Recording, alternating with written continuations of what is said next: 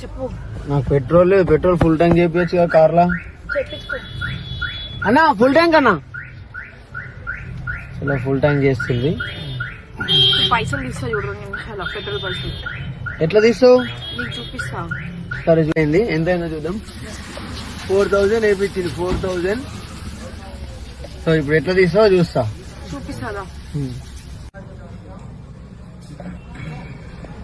4000 ఆ కట్టినాక చూపి.